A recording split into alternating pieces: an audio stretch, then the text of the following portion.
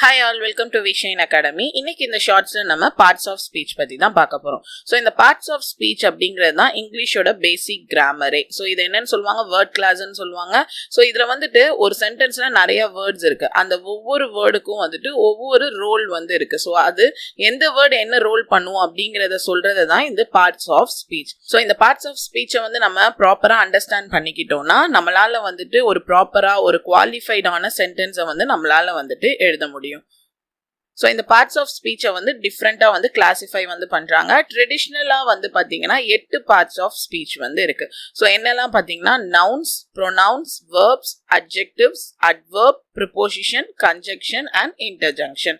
So இந்த 8 தான் பேசிக்காக இருக்கிற பார்ட் ஆஃப் ஸ்பீச்சாக இருக்கு.